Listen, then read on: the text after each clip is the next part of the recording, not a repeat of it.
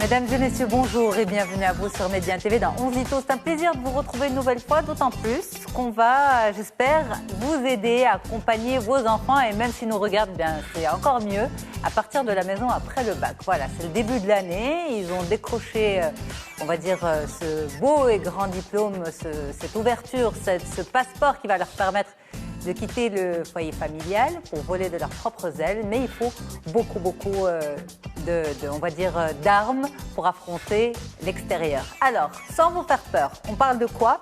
Partir de la maison après le bac, quel challenge? On en parle dans quelques instants. Ensuite, il faut faire de la prévention et de la sensibilisation contre certaines formes d'addiction, notamment le cannabis. Attention au cannabis. Quel risque d'addiction et surtout quelle prise en charge? On en parlera avec un professionnel. Et puis bien manger, ça aussi c'est important parce que manger c'est aussi la santé. Bien manger quand on part de chez les parents. Comment faire? Eh bien, on vous dit tout ça dans un petit moment. Bienvenue à vous. Ça se passe sur Média TV dans 11 Ito. À tout de suite.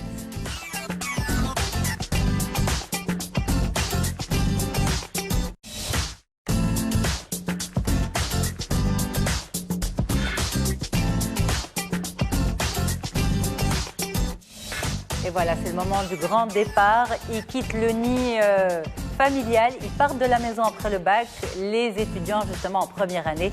Quel challenge pour eux? On en parle avec vous dans un petit instant. Asma Chaoukri, merci infiniment d'être là. C'est un plaisir de vous recevoir. Le plaisir est partagé. C'est vrai que c'est un sujet, on va dire, d'abord, c'est plein de bonnes expériences à venir pour les étudiants, mais c'est aussi compliqué pour les parents. Et donc voilà, donc aujourd'hui, quand ils partent, quel challenge pour eux, mais aussi comment apaiser les parents qui restent. Ça, c'est important. Ensuite, docteur Atmal Lorabi, merci infiniment d'être avec nous. Vous êtes psychiatre. Oui. Et avec vous, on va parler de la consommation du cannabis, à ne pas négliger, à ne pas banaliser. Justement, les jeunes se retrouvent livrés à eux-mêmes, ils partent de la maison, il y a beaucoup plus d'indépendance, plus d'autonomie et donc moins de contrôle parental. Et donc finalement, parfois, il y a un laisser-aller qui peut dégénérer. Donc, comment les armer contre cela? Et aussi, eh bien, face à la réalité parfois, quelle prise en charge? On va en discuter avec vous dans un petit moment. Et puis, bien manger, ça, c'est votre mission avec nous aujourd'hui, docteur Bahar Rabia. Vous êtes médecin nutritionniste. Merci infiniment d'être là. Bien manger, on sait que lorsqu'on n'est pas avec maman et papa, on mange très, très mal. Maintenant, sans devenir de vrais cordons bleus, comment s'en sortir? Et comment bien se nourrir pour éviter, on va dire, toute cette dégringolade nutritionnelle. Merci à toutes et à tous d'être là.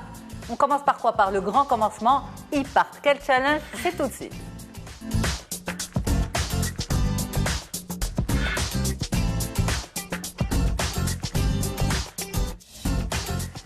Et c'est avec vous, Asma Chaoukri, vous êtes coach. Vous allez me dire, ils partent quel challenge? D'abord, ne pas tomber dans l'addiction et bien manger. Ça, c'est deux challenges également. Oui. Mais vraiment de façon, on va dire, beaucoup plus générale. Oui, quand les jeunes bacheliers quittent la maison, le fait de quitter la maison, c'est automatiquement, c'est une source de stress et de panique. Et pour les enfants et pour ils sont pas contents de partir. Autant ils peuvent être contents, autant exactement. C'est vraiment au début je suis content et j'attends ce moment-là avec impatience pour partir. Et quand le moment T arrive, ça change parce que l'enfant il devient de plus en plus conscient que les parents qui sont les piliers du quotidien, qui sont là à mettre les règles du quotidien, à prendre en charge tout, ils prennent tout en charge pour l'enfant. On n'appelle plus l'enfant, on va dire le jeune bachelier. À ce moment-là, il va basculer d'un univers où tout est maîtrisé par les parents à un univers où il va apprendre à gérer tout lui-même. C'est ça. Et donc, pour le départ des enfants, parents et enfants, ils vont discuter de plein de choses. Majoritairement, ils vont parler des moyens financiers. Ça va être vraiment le premier sujet dont les parents et enfants... L'argent. C'est l'argent. D'abord, est-ce qu'on a les moyens ou pas pour que tu partes? Si tu pars, combien ça va coûter, etc. Mais pardon, Asma, est-ce qu'en général, on inclut nos enfants dans ces discussions ou ce sont des discussions de parents? OK. On dit rarement, je pense à nos enfants, je n'ai pas les moyens de te payer ces études. À moins que ce soit véritablement... Oui, mais écoutez, par exemple... J'ai l'impression que les parents décident entre eux. Oui, c'est vrai, il y a des parents qui vont décider entre eux, mais c'est pas ce qu'il faut faire. Franchement, c'est la vie et de l'étudiant en premier, et après, c'est les parents. Et donc, en général, on va discuter de ça, mais on va négliger un côté qui est très, très important, c'est cette appréhension de quitter la maison. Et donc, on ne va pas parler avec l'enfant du fait que tu vas te retrouver seul, tu vas devoir gérer tout seul. On a l'impression que ça va de soi.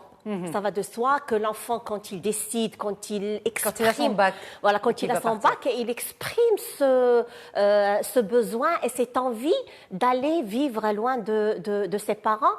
Les parents ont l'impression que c'est tout à fait normal. Donc, du moment qu'il a pris ses décisions, que c'est un vœu de la part du jeune, donc automatiquement il va comprendre que il va devoir se débrouiller seul. Voilà, une fois tout seul. Mais c'est quel challenge qui attend justement ce jeune concrètement? Donc le challenge qu'il attend, c'est d'abord apprendre à vivre tout seul, à se prendre en charge du côté du quotidien. Il doit préparer à manger tout seul, ranger sa chambre ou son studio, son appartement, tout dépend là où il va s'installer, gérer son budget, ça aussi qui est très très important, et trouver le juste milieu entre tout ça et bien sûr les études. Je ne sais pas ce que vous en pensez, mais pour certains parents, cette phase-là, surtout le démarrage, ils voient ça comme une forme de bizutage pour leur enfant. Surtout quand à la maison, ce jeune avait l'habitude qu'on s'occupe de lui, qu'on fasse tout pour lui. Et donc, dans leur tête, il va partir, il va voir à quoi ça ressemble de vivre seul. On va le lâcher dans la gueule du loup et on va le laisser se débrouiller. Donc, quand on ne prépare pas nos jeunes, presque on a envie qu'ils soient confrontés à la réalité et qu'ils se disent, après, il va se réveiller. Après, il saura que... Je ne sais pas ce que vous en pensez, docteur. Oui, tout à fait. Et ce, d'autant plus qu'en général, on garde bien d'autonomiser les enfants au niveau du lycée. C'est-à-dire que rares sont les lycéens qui rangent leur chambre, qui se préparent à manger, qui gèrent les choses du quotidien. Et puis, il ne faut pas oublier qu'on parle de la phase de l'adolescence, donc qui est marquée par des conflits entre ces jeunes et leurs parents. Et donc, comme vous le disiez, Yasmine, c'est l'occasion pour les parents de dire tu vas connaître notre vraie valeur, toi qui n'arrêtes pas de te plaindre, etc., etc. Après, malheureusement, quelquefois, quand le gap entre le degré d'autonomie à l'école et puis le degré d'autonomie, à la maison, au domicile parental, et le degré d'autonomie qu'on attend de lui une fois qu'il sera à l'étranger, quand le gap est trop important, c'est vrai qu'à ce moment-là, l'anxiété qui est ressentie par le jeune, essentiellement, est décuplée et peut être problématique. Problématique dans quel sens? Dans plusieurs sens, parce qu'on oublie que, certainement, je pense, on oublie qu'il y a aussi l'anxiété de séparation par rapport au domicile parental, mais il y a aussi la séparation de tout le cercle amical, il ne faut pas oublier. Il y a une vraie vie sociale quand on parle de collège, lycée, et c'est une vie sociale qui est primordiale. Quand on parle d'un adolescent, c'est un réel enjeu pour l'identité, pour la confiance en soi, pour la réalisation de soi, l'épanouissement. Et toutes ces relations ont une importance, je dirais, beaucoup plus grande que ce qu'on peut nous imaginer en tant qu'adultes. Et justement, le fait de briser toutes ces relations et d'aller un petit peu à l'aventure, à l'étranger, même si on a... À l'étranger ou en dehors de... Non, à l'étranger ou dans une autre ville, en tout cas, en quittant l'environnement habituel, ça forme là le lit d'une grande fragilité qui peut amener à des consommations à risque, etc. C'est ça. Donc justement, le challenge, c'est quoi? C'est pour les parents d'armer les enfants avant, mais on va dire que ce n'est pas notre sujet d'aujourd'hui, parce que là, ils partent. Mais comment faire en sorte qu'ils partent avec, on va dire, en ayant conscience de ce qui les attend? Même s'il n'y a pas eu cette préparation en amont. Oui, Parce donc, que l'idéal, c'est de dire aux parents, il faut anticiper à travers les dernières années de vie sous le toit, etc. Mais bon, ce n'est pas le cas maintenant. Donc aujourd'hui, la seule chose qui reste, c'est de communiquer avec les enfants. Et donc, il faut leur expliquer qu'est-ce qui les attend. Parce qu'il y a beaucoup d'enfants qui partent, mais ils ne sont pas conscients. Parce que pour eux, le plus important, c'est quitter le foyer, c'est avoir cette liberté, c'est être autonome, c'est ça. Mais ils ne regardent pas l'autre côté de la face de la pièce. Parce c'est vrai qu'il y a cette liberté, cette autonomie, etc. Mais aussi, il y a des devoirs, il y a de la responsabilité, il y a beaucoup de choses. Et donc, la meilleure façon, c'est de discuter avec son jeune, le jeune, et lui expliquer, lui décrire ce qui lui attend une fois là-bas, etc. Et même parler des moments de solitude qu'il va sentir de temps en temps. Et dire que c'est normal. Voilà, et lui expliquer que c'est normal. Si les parents, eux aussi, tout dépend de l'histoire aussi des parents. Si les parents aussi ont eu cette chance d'aller étudier quand ils étaient jeunes, c'est l'occasion d'en parler, de parler des expériences positives et négatives pour passer des messages indirects. Ça sert à rien de dire attention, il faut pas faire ceci, il faut pas sortir, tu es là pour travailler. Donc ça, c'est donner des ordres et tout ça, ça va pas marcher. Ça va pas marcher parce que il faut en fait en quelque sorte déculpabiliser le jeune par rapport au risque de sentiments négatifs qu'il peut avoir ou de ressentis négatifs qu'il peut avoir. Tout à fait. Il faut présenter les choses de manière réaliste. Réaliste, il ne faut pas que ce soit positivé, il ne faut pas que ce soit négativé ou plutôt assombri. Il faut être dans une démarche pédagogique, quelque chose où on est réaliste et puis où on se propose d'accompagner l'enfant. Parce que on voit des parents qui continuent d'appeler leurs enfants pour les réveiller le matin, qui leur demandent de faire une petite un visio-appel pour vérifier si la chambre est bien rangée, qu'est-ce que tu fais, avec qui. Il faut être conscient qu'il faut lâcher un petit peu dans le sens où c'est un degré de liberté qu'il faut donner. C'est ça qui est nécessaire. Voilà, et qu'on peut éventuellement accompagner au début en fonction toujours du degré d'autonomie et de responsabilité de l'enfant, parce que tous les enfants ne sont pas au même stade de responsabilité et d'autonomie à l'âge de 18 ans. Ça dépend de leur éducation, ça dépend tellement de choses. Et il ne faut pas qu'il y ait une cassure trop brutale. Alors, vous êtes spécialiste, vous êtes aussi maman, vous avez des enfants et vous avez des enfants qui sont partis. Est-ce que vous vous retrouvez un peu dans ce sujet? Est-ce qu'à ce moment-là, on oublie, on va dire, tous ces principes? Il y a des moments, c'est vrai, au début qu'on oublie, on oublie ces principes, mais si on est averti et qu'on a une expérience de quitter la maison, d'avoir déjà quitté la maison, donc c'est vrai que par moment, automatiquement, on se fait rappeler à l'ordre. On se dit, non, il faut que l'enfant... C'est pas un enfant en plus.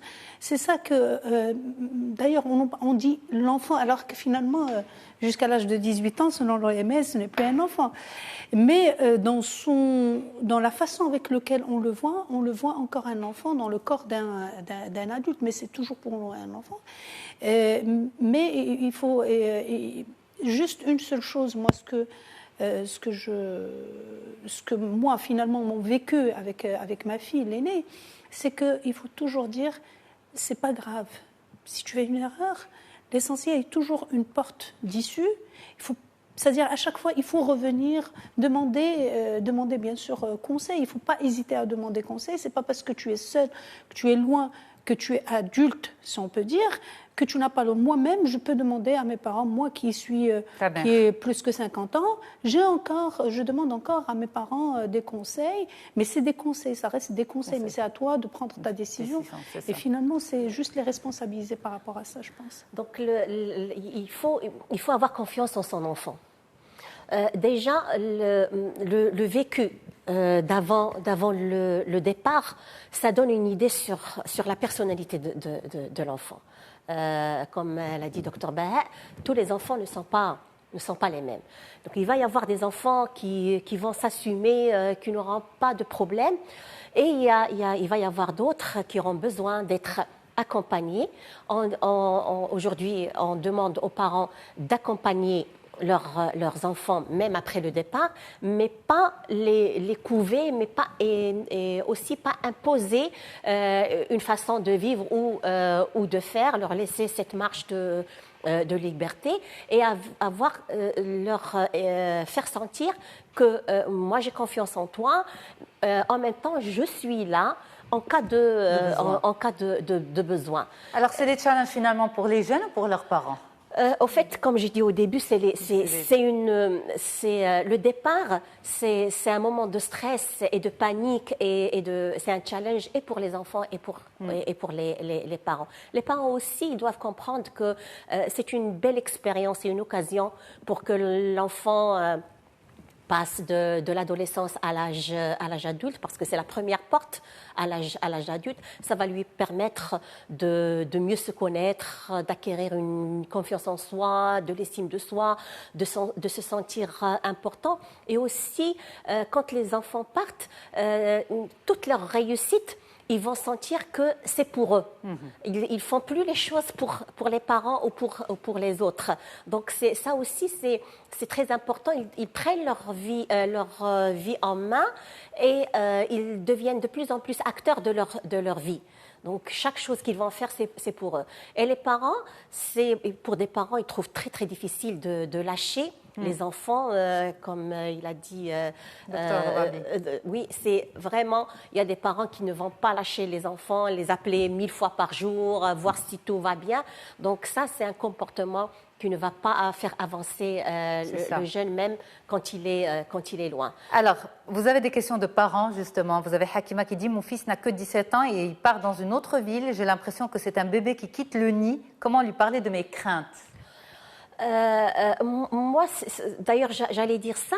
La meilleure façon, c'est de ne pas parler de ses craintes à ses enfants, de ne pas leur montrer que leur départ va nous attrister et leur départ va laisser un vide. Au contraire, il faut les encourager. Il faut dire que voilà, on est bien, on est content que tu aies passé ce stade-là d'études secondaires et que tu vas passer aux études supérieures, que tu deviens un homme ou une femme, si c'est une femme. Donc, parce que c'est le fait de parler à ses enfants de ses craintes va créer chez eux d'abord aussi, en plus de leur stress, de la culpabilité et de la tristesse. Il va se dire, ah, ma mère, maman, mon papa, ils sont seuls, je suis plus là, qui c'est qui va prendre charge, qui va prendre soin d'eux, etc. Donc, pour moi, il n'y a pas de comment lui parler. Il ne faut pas lui parler. Il faut pas parler des craintes.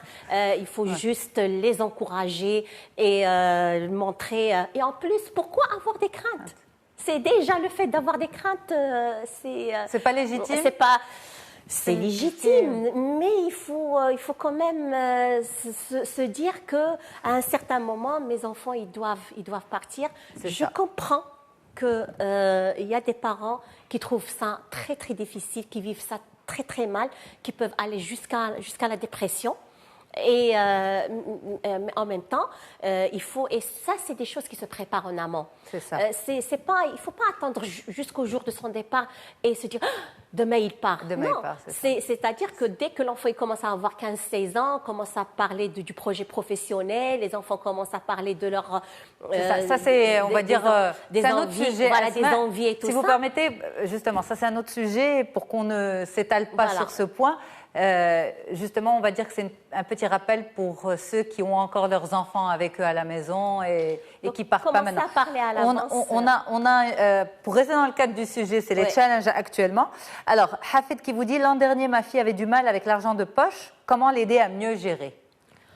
Donc, pour gérer l'argent des poches, c'est pas un argent de poche d'abord. C'est un budget. C'est un budget. C'est ça. C'est un budget. Il y a des charges fixes que le jeune doit être conscient qu'il a. Chaque mois, il a des charges fixes. Après, quand les charges fixes, loyer, eau, électricité, téléphone, etc. sont payées, à ce moment-là, il y a son argent de poche. Si on peut appeler ça argent de poche. Et bien sûr, il faut accepter que les premiers mois, surtout si l'enfant n'avait pas l'habitude de gérer, de faire des courses tout seul, etc., on peut tolérer les premiers mois. Tolérer et expliquer à l'enfant que ça, depuis le début, ça c'est ton budget et il n'y a pas moyen de le dépasser. Parce que si moi j'ai des expériences avec des amis et des enfants, ils sont partis. Les parents n'ont pas expliqué que voilà le budget qu'il ne faut pas dépasser. Et surtout quand on est à l'étranger, on a cette fameuse carte de crédit qu'on peut utiliser même quand on a un compte 0 €. Et à ce moment-là, c'est les parents jeunes, ensuite qui sont mis en difficulté. Donc il faut expliquer, il faut parler. Ça fait partie de la maturité aussi du départ. Oui. Merci infiniment Asma Chawqi, merci pour toutes ces recommandations à nos jeunes et à leurs parents aussi. Alors justement, on continue la discussion tous ensemble. On va parler de prévention contre le cannabis, tout de suite.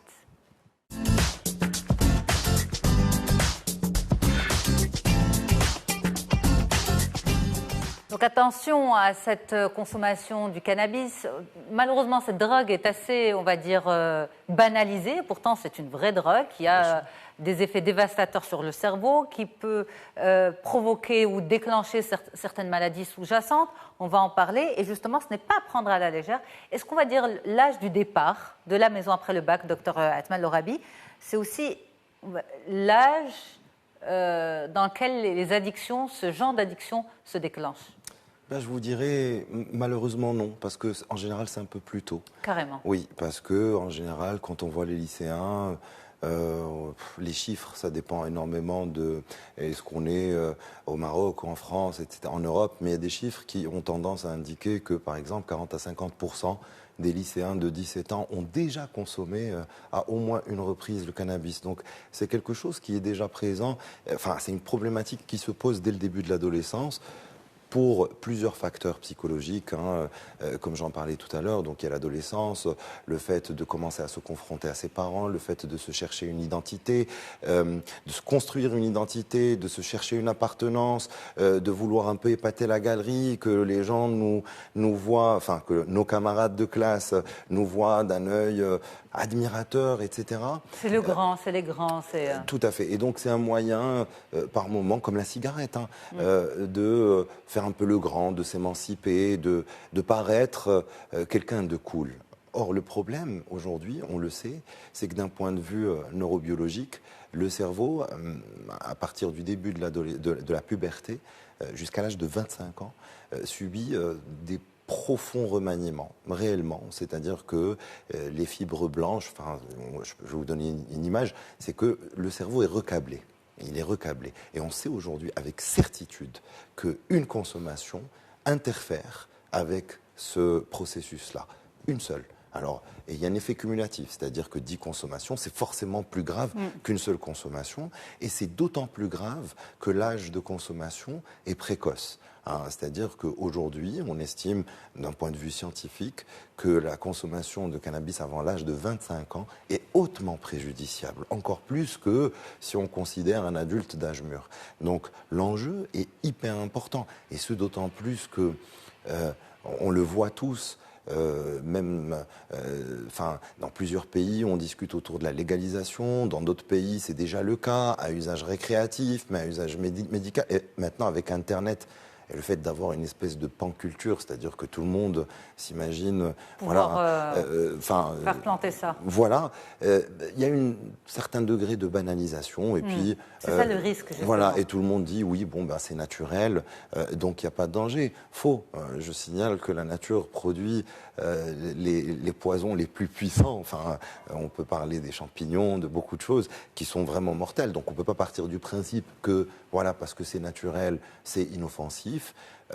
Après, il y a, je pense honnêtement qu'il y a d'autres soucis qui accompagnent l'apparition de cette problématique. Mais pardon, docteur, de vous interrompre. Donc vous dites que malheureusement le premier essai va se faire souvent avant le départ. Oui. Mais est-ce que la fragilité du départ, ces angoisses dont parlait Asma, que vous avez relevées également, ces appréhensions, le fait de quitter le foyer sans être forcément préparé, est-ce que c'est aussi Ça peut aussi, comme on dit, jeter dans la gueule du loup.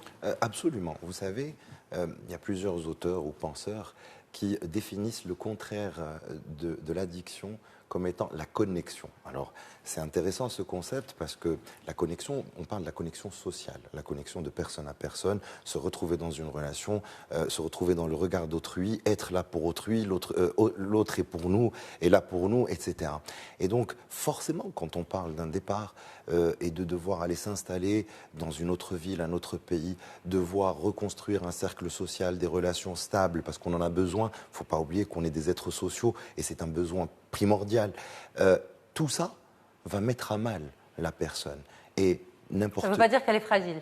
C'est une période de fragilité dans le sens où ça va la mettre à mal et qu'elle sera éventuellement tentée de soulager son mal-être, son anxiété, sa solitude par la consommation de substances X, Y, Z. Et malheureusement, comme on le disait, étant donné que le cannabis est banalisé en ce moment un peu partout dans le monde et relativement disponible, et très souvent on va avoir des glissements vers ce genre de consommation. Et le problème, c'est que les jeunes ne sont pas forcément au courant des conséquences. Alors on a cité les conséquences les plus dramatiques, à savoir le déclenchement d'un trouble psychotique, une schizophrénie, c'est-à-dire une maladie chronique grave qui va rester. Donc en fait, fumer des joints peut provoquer une schizophrénie ? Absolument, absolument, et ce d'autant plus qu'on est jeune. Et la deuxième chose, c'est que même si ça ne provoque pas de schizophrénie, ça peut provoquer des troubles paniques, des états dépressifs, et puis à minima, même s'il n'y a pas tout ça, il y a ce qu'on appelle le syndrome amotivationnel. Qu'est-ce que ça veut dire ? Parce qu'on sait que le cannabis, parmi ses effets pharmacologiques, c'est-à-dire quand on le consomme, il n'y a plus de motivation, il n'y a plus de volonté. Et là, on est en train de parler... On les voit, ces jeunes qui sont complètement hagards, cool, voilà, laisse à demain. C'est ça. Mais là, quand ils ne sont pas vraiment cool, en fait. Non, ils sont absents. Et quand on plante le décor, justement, de quelqu'un qui part à l'étranger et qui va se lancer dans des études, etc. Et souvent, la première année est assez, je dirais, assez marquante, y compris pour les parents, parce qu'en général, quand il y a des pépins, les parents rapatrient leur enfant. Et puis, voilà. Donc, souvent, la consommation de cannabis va obligatoirement avoir un impact sur le rendement scolaire. Et donc, avec des échecs. On marque une courte pause et on revient pour continuer la discussion. Merci beaucoup d'être avec nous. En tout cas, j'espère que cette émission est constructive, qu'elle vous apporte beaucoup d'éléments de réponse à vos craintes. Les enfants ont eu le bac, ils partent de la maison. Alors, quel challenge pour eux? On en a parlé avec vous, Asma Chaoukri. L'un de ces challenges, c'est aussi de bien manger, parce que la santé passe aussi, bien sûr, par ce qu'on met dans le corps. On en parle avec vous dans un petit moment, Dr Baha Rabia. Mais il y a aussi le risque, malheureusement, des drogues, et notamment du cannabis, cette drogue qui est de plus en plus banalisée, malheureusement. Alors, on en parle avec vous, Dr Atmal Lorabi. Donc, on a planté le décor. Oui. Maintenant, comment faire de la sensibilisation, la vraie, pas celle de « il ne faut pas toucher, c'est mauvais pour la santé », parce que ça, finalement, ça ne marche pas. Ça ne marche pas parce que ce n'est pas un discours réaliste. Pourquoi ? Parce que la plupart des jeunes, justement, vont dire « oui, mais un tel, il fume depuis X temps, il a de bonnes notes à l'école, etc. etc. » Ce qui peut être vrai. Alors, c'est là où il faut avoir le discours réaliste et d'expliquer que nous ne sommes pas égaux devant les drogues. De la même manière, moi, souvent, j'utilise l'image de « on va se balader tous les deux sous le soleil, il y en a un qui va prendre un coup de soleil et pas l'autre, parce que ça dépend de notre peau et que notre peau est codée par notre génétique. » C'est à peu près la même chose pour les drogues, c'est-à-dire qu'il y a des personnes qui ont des facteurs de vulnérabilité biologique, sous-entendu génétique, des cas familiaux, etc., etc. Et puis il y a d'autres personnes qui n'ont pas ces facteurs de vulnérabilité. Et c'est important de renvoyer ça aux enfants, c'est ce qui permet de leur expliquer pourquoi un tel... qui est un de leurs camarades de classe ou je sais pas quoi, fume et qui lui est rien arrivé, parce que quand on leur dit non, ça donne la schizophrénie, ils disent non, on est en train de me raconter des mensonges, on veut juste m'empêcher de m'amuser, etc. Donc ça, déjà, c'est le premier, le premier levier. Le deuxième levier, je vais vous dire, c'est que il faut avant tout être attentif déjà au tabac, parce que vous savez, là on dévient tout petit peu du sujet, mais pas tellement, c'est que le tabac, le fait de commencer à fumer des cigarettes, en fait c'est la première porte d'entrée vers le cannabis. Il y a très très peu de jeunes qui vont fumer du cannabis directement sans fumer au moins quelques cigarettes auparavant. Et donc il faut qu'il y ait cette présence parentale, cette surveillance, et comme je le disais, souvent c'est quelque chose qui commence des fois au collège ou dès le début du lycée, et donc il faut être dans cette démarche, et ce d'autant plus qu'il y a souvent des effets négatifs du cannabis qui peuvent se manifester. Ça peut être des attaques de panique, ça peut être des crises de paranoïa pendant la consommation. Et donc, il faut absolument, en tant que parent, être alerté par ce genre d'événement et puis aller chercher activement est-ce que l'enfant consomme ou pas et l'accompagner dans... Mais qui va dire, justement, quand vous dites aller chercher, être alerté et aller chercher, c'est deux points qui sont très importants. Oui. Être alerté, mais comment réagir vis-à-vis de son enfant? Est-ce qu'il faut faire une crise? Ou au contraire, vous avez une autre école qui va vous dire non, mais il faut le prendre par les sentiments, il faut considérer son âge, etc.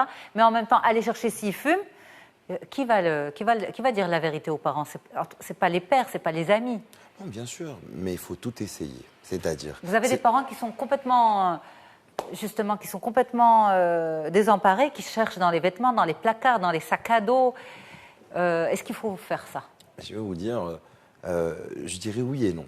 Si on le fait, il faut faire attention à ce qu'on ne se fasse pas prendre en tant que parent, parce que c'est hyper important de garder quand même un petit peu d'intimité. Ça rentre dans le cadre de l'autonomisation dont on parle, parce que pour les préparer, justement, il faut leur donner cette autonomie, il faut leur donner un petit peu leur jardin secret, etc. Mais concrètement, quand on a des doutes sérieux, il ne faut pas hésiter à prendre son enfant et aller voir le médecin, le psychiatre, le pédopsychiatre, le pédiatre, ça dépend de l'âge, parce qu'il y a des solutions qui permettent de répondre. Quand on parle de cannabis, les tests urinaires, ils peuvent, sans l'ombre d'un doute, affirmer ou infirmer justement s'il y a eu consommation. On peut faire ça en passant par un médecin, parce qu'il ne faut pas jouer ce rôle vis-à-vis des enfants, c'est-à-dire l'inquisiteur, etc., mais à l'aide d'un professionnel de la santé dans ce domaine-là, être dans la demande d'abord de diagnostic et puis surtout pour qu'il y ait une prise en charge par la suite. Tout à fait, qui est nécessaire. Oui. Alors Asma, justement, est-ce que vous avez des parents qui peuvent vous amener leurs enfants soit fin année du lycée, début année, après le départ, désemparés, doutant d'une consommation de drogue? Oui, il y a des demandes. Mais pour être franche avec toi, je ne les prends pas. Quand il s'agit de drogue? Voilà, de drogue ou même de cigarettes. Oui. Mon fils, il fume, je crois que ce n'est pas le travail du coach à ce moment-là. C'est une question d'addiction? Oui, c'est une question d'addiction et je crois que c'est plus le travail d'un psychothérapeute. Et tout dépend du degré de l'addiction. Après, il y a des mamans qui me disent, par exemple, moi je suis en train d'accompagner l'enfant par rapport à une problématique d'apprentissage ou de motivation ou quelque chose qui a relation avec le développement personnel. Et un jour, elle m'appelle, me dit, s'il vous plaît, il y a aussi ce problème de cigarette. J'ai senti de la cigarette sur ses vêtements. Je dis, bon, si ça vient pendant la discussion, etc. Si je travaille avec le jeune sur une problématique de confiance en soi et d'estime de soi, on peut aborder ça parce qu'en général, qu'est-ce qui va pousser l'enfant à aller, ou le jeune à aller fumer, etc. C'est surtout ces enfants qui ont un manque de confiance en soi, un manque d'estime de soi. Après, il y a l'addiction à soigner. Oui, parce qu'il a besoin de s'affirmer, d'avoir sa place dans un groupe, d'être accepté, voilà, donc la peur du rejet du groupe, le besoin d'appartenance, donc tout ça, oui, on peut en parler. Exactement. Mais quand c'est quelque chose d'addiction, c'est le spécialiste. Voilà, vous êtes d'accord, docteur? Oui, je suis d'accord, mais je tiens juste à préciser que l'addiction, c'est pas juste l'histoire de dépendance physique, etc. Quand on parle d'addiction, c'est le fait qu'à un certain moment, il y a un comportement ou une substance qui est au centre de notre vie. Et c'est beaucoup plus fort que ça, parce que, si vous voulez, quand on parle de drogue ou de substance psychoactive, et dans le cadre d'une addiction, c'est un peu comme si le cerveau de la personne est piraté par la substance et que, de manière quasi imperceptible, elle modifie sa manière de penser, sa manière de voir les choses. C'est ainsi que toutes les personnes qui sont addictes disent oui, mais tout le monde fume, etc., etc. Alors, il a l'impression que c'est vrai, parce que par la force des choses, à cause de l'addiction, la personne va s'entourer que de personnes qui fument, etc., etc. Donc, c'est très important de faire ce travail cognitif en psychothérapie autour de tout ça, mais c'est aussi important d'envisager que cette habitude toxique qui mène à un certain état d'apaisement, une anxiolyse, etc., eh ben, elle s'inscrit dans une espèce d'écosystème. Et que si on essaye d'enlever ça, il faut obligatoirement revoir la globalité. Tout à fait. Parce que justement, souvent, ce sont des mauvaises méthodes de gestion du stress, parce qu'à côté, il y a zéro méthode de gestion du stress, il n'y a pas de loisirs, il n'y a pas de sport, il n'y a pas de rencontres régulières avec les amis, avec les proches. Et donc, on tombe dans une espèce de comportement monotone, répétitif, qui est la consommation, et qui permet pour la personne, qui permet entre guillemets de mieux gérer le stress, mais avec pertes et fracas. Absolument. Ouais. Alors on a des questions de parents. Vous avez Moha qui dit « J'ai trouvé du cannabis chez mon fils, mais je n'ai pas voulu en faire une crise. J'ai préféré opter pour le dialogue. Je ne sais pas si c'est une bonne réaction. » C'est toujours une bonne réaction quand c'est la première fois. Quand c'est la première fois, il est important toujours de privilégier l'approche pédagogique, essayer de comprendre pourquoi d'abord, et puis essayer d'expliquer les dangers, les risques réels qui sont encourus. Après, quand ça se répète une deuxième, une troisième, une quatrième fois, il faut réagir de manière... Mais pardon, quand vous dites qu'il faut expliquer les dangers, mais son enfant, ce jeune fume, on ne sait pas depuis combien de temps. Oui. Est-ce qu'il faut, et d'ailleurs je crois que ça va nous permettre de répondre aussi à la question de Faisal qui dit faut-il une vraie cure de désintox pour le cannabis ? À quel moment on peut penser à la cure de désintox ? À partir du moment où les prises en charge ambulatoires, c'est-à-dire en consultation régulière avec séances de psychothérapie et des tests urinaires réguliers, parce que c'est grosso modo ce qu'on fait, échouent. Donc quand on attrape son enfant avec son fils ou sa fille avec un joint, c'est pas arrête, c'est mauvais pour la santé, c'est il faut un accompagnement de toutes les manières de la part d'un professionnel. Il faut la psychothérapie. C'est arrête, ça peut être mauvais pour la santé, voilà pourquoi et voilà comment. Mais est-ce que cette personne est capable d'arrêter parce qu'elle est déjà dans le circuit de l'addiction? Alors on ne sait pas, justement, parce que le fait de découvrir pour la première fois, ça ne veut pas dire qu'on est forcément dans l'addiction. Et il faut prendre des pincettes parce que, justement, n'importe qui, quand on est... Vous savez, quand on parle d'addiction, et vous l'avez très bien dit, il y a les histoires d'estime de soi, de confiance, d'image de soi-même, etc. Donc quand on arrive avec une grosse répression et que, par exemple, on va prendre son enfant, on va l'enfermer quelque part, ça ne renvoie pas des choses positives par rapport à l'estime de soi et ça peut encore plus aggraver la problématique. Alors, c'est toujours important d'essayer vraiment de discuter d'abord pour donner toutes les informations, mais nous aussi pour recueillir les informations, pour savoir est-ce que c'est une première consommation, est-ce que ce sont des consommations régulières mais pas quotidiennes, est-ce que depuis combien de temps, est-ce qu'il y a déjà eu des phénomènes bizarres lors de la consommation. Donc ça, en tant que parent, c'est important d'avoir ce discours, mais ça ne veut pas dire, parce qu'il y a beaucoup de parents qui imaginent qu'en ayant une attitude pédagogue, c'est un peu comme si on donnait la bénédiction. Absolument pas. Pour une première fois, une deuxième fois, c'est bien de discuter. À partir du moment où il y a un contrat moral qui est posé avec l'enfant et qu'on retombe sur un morceau, ça veut dire qu'il y a addiction. C'est ça. Ça veut dire qu'il y a addiction, comme vous l'avez dit, s'il y a contrat moral, mais ça aussi, ça émane de toute une éducation qui démarre bien avant. Voilà. Merci infiniment, docteur. On continue la discussion. D'ailleurs, mal manger, ça peut aussi être le signe... ou manger différemment, ça peut aussi être le signe d'une forme d'addiction. On va vous poser la question dans un petit moment, docteur Baha Rabi'. On y va d'ailleurs, sans plus tarder, tout de suite.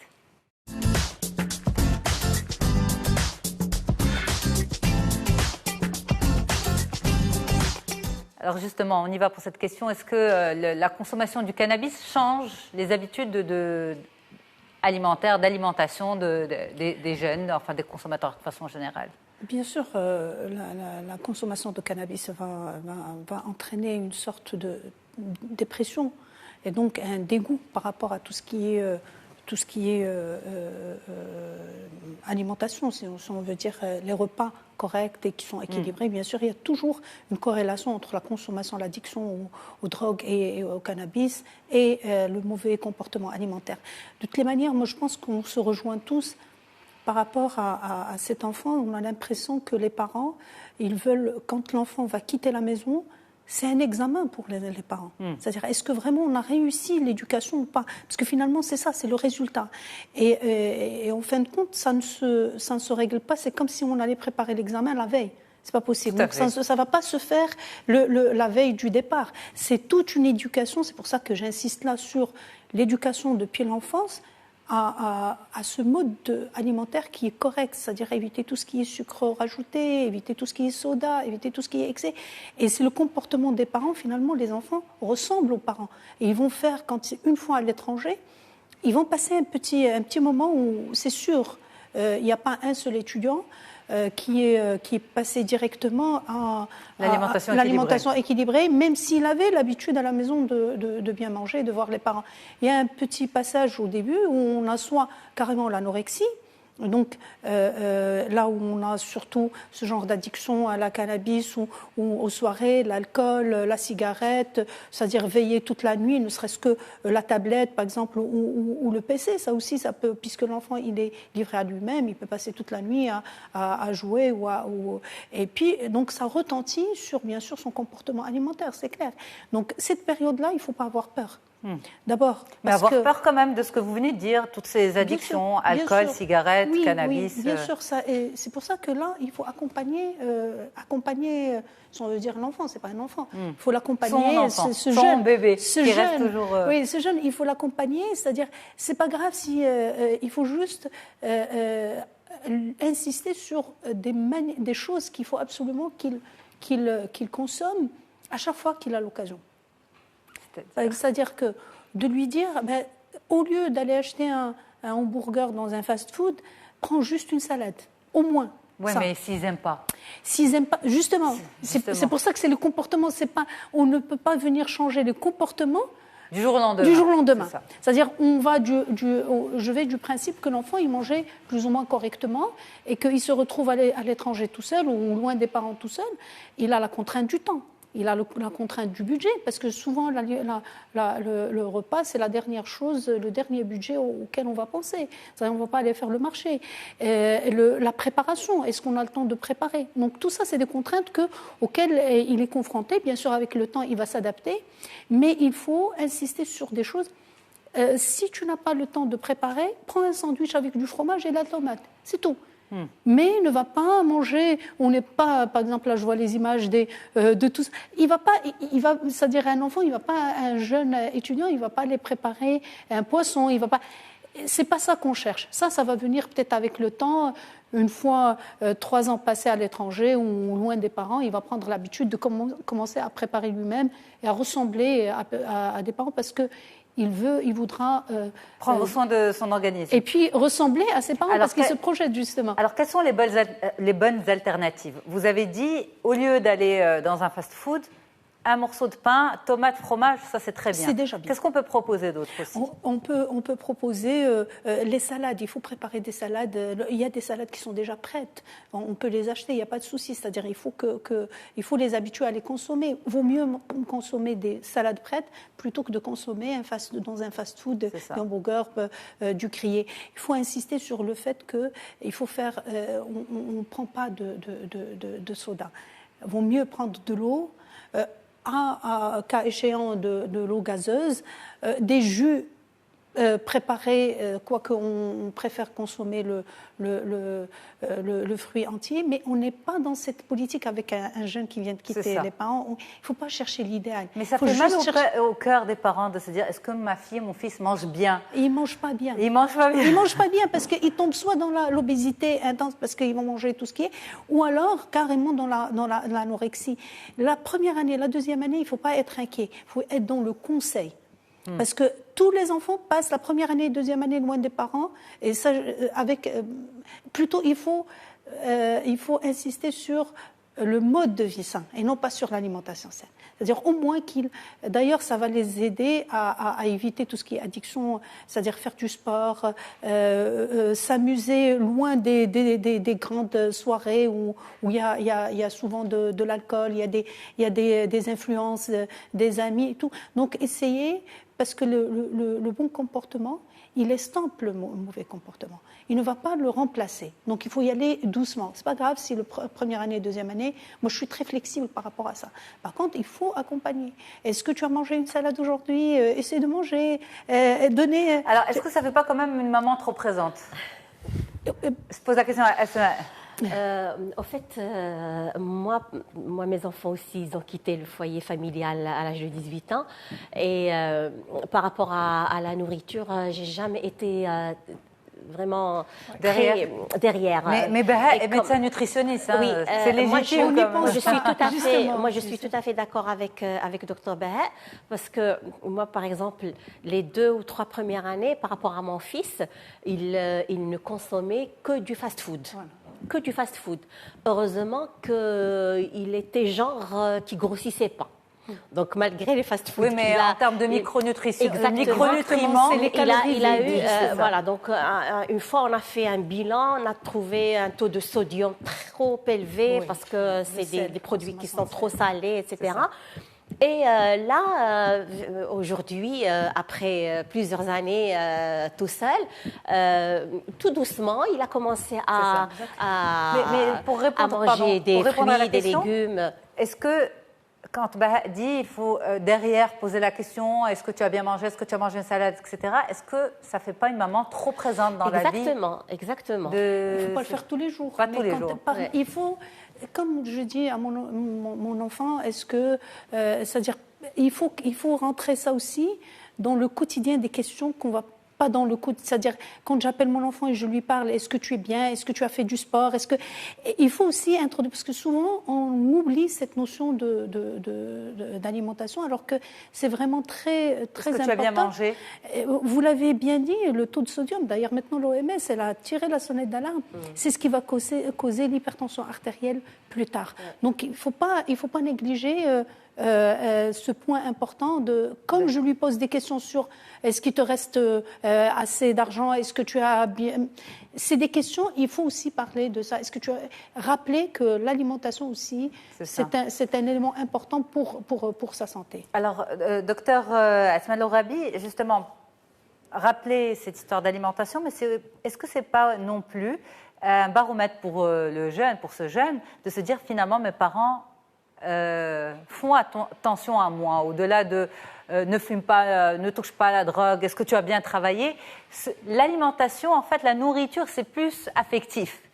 Oui, bien sûr, c'est affectif, mais je vous dirais que ça dépend énormément du type de relation qu'ont les parents avec leurs enfants, parce que ça peut être effectivement vécu comme étant quelque chose de très intrusif chez certains, et puis comme étant une inquiétude bienveillante. Et moi, j'aimerais juste rebondir sur un truc très important, la nutrition. Je ne parlerai pas de nutrition, mais je parlerai de cuisine. Faire la cuisine est un excellent moyen de prévenir les addictions et de sortir parce que ça nous permet d'avoir un rapport sain par rapport au plaisir. Un plaisir sain, c'est un plaisir qui se construit, qui demande de l'effort, qui demande de la préparation avant d'y accéder. Le point commun de toutes les drogues, c'est que c'est immédiatement. C'est tout, il n'y a rien, il n'y a aucune préparation. Quand on parle de cuisine, aller faire son marché, préparer les légumes, les éplucher, les couper, etc. Surtout comme vous le dites maintenant, ça donne envie de J'aime la cuisine. J'aime la cuisine. Je suis tout à fait d'accord avec vous. C'est vrai que ça va devenir mon plaisir, moi qui cuisine pas. Oui, c'est vrai qu'en plus, il a raison, tout à fait. Et c'est quelque chose qu'on doit apprendre à nos enfants, parce que malheureusement, dans beaucoup de foyers, la cuisine est une tâche ménagère, un peu basse, on va dire ça comme ça. Et non, c'est vraiment dommage, parce que c'est un moment de partage. Les parents, exactement, et même être dans la cuisine avec ses enfants, avec ses enfants dans la cuisine, je pense que c'est un bon moment de partage, un bon moment de plaisir. De commencer, c'est comme pour toutes les autres, il faut commencer dès le jeune âge avec l'enfant qui rentre dans la cuisine, ça fait partie du moyen de prévenir Alors, pardon, juste les questions des téléspectateurs, s'il vous plaît, parce qu'il nous reste 2 minutes. Alors, je veux pas... Sujet tellement intéressant. C'est ça. Alors, vous avez Samia qui dit, en période d'examen, nous veillons beaucoup et tout se décale. Comment garder un équilibre? Oui, veiller à l'examen, c'est vrai que ça pose problème. Il faut juste ne pas décaler les repas. Par contre, tout ce qui est boisson, tout ce qui est fruits, il n'y a pas de souci, on peut, c'est-à-dire veiller avec des boissons, avec des fruits. Boissons, c'est-à-dire eau, Eau minérale, l'eau ou l'eau gazeuse, un peu de thé, pourquoi pas. Du café. Du café, oui. Allez, ça, c'est la boisson des étudiants. Le café, oui, pourquoi pas. C'est juste qu'il ne faut pas prendre de café corsé le soir. C'est ça. Mais un café allongé pour le goût, pour l'odeur, rien que l'odeur, ça peut parfois réveiller. Et Fahd qui vous dit, malheureusement, même les snacks pour étudiants n'encouragent pas l'équilibre alimentaire. Entre pizza et panini, à part le prix, rien n'est santé. Tout à fait. Mal manger, ça coûte pas cher. Ça coûte pas cher. Bien manger, ça coûte. Je vous donne la parole, Asma. Oui, pardon. Moi, je voulais juste dire 30 secondes. Oui, au fait, les parents, ce serait très important d'être très, très vigilant par rapport au mal-être qu'un enfant peut vivre une fois il a quitté le foyer et faire attention à des choses, surtout si l'enfant, si le jeune, il va dire que, par exemple, il a des diarrhées qui se répètent, il perd du poids. Donc, tout ça, ça peut être un signe ou bien d'une consommation d'une drogue ou d'un mal-être ou d'une anxiété ou une malnutrition. Merci beaucoup. Voilà. Merci tout le monde. Merci à vous d'avoir été là. Asma Chawqi, Asma Lourabi, Baha Rabi. Merci à toute l'équipe en régie. À très vite. Au revoir sur Médien TV.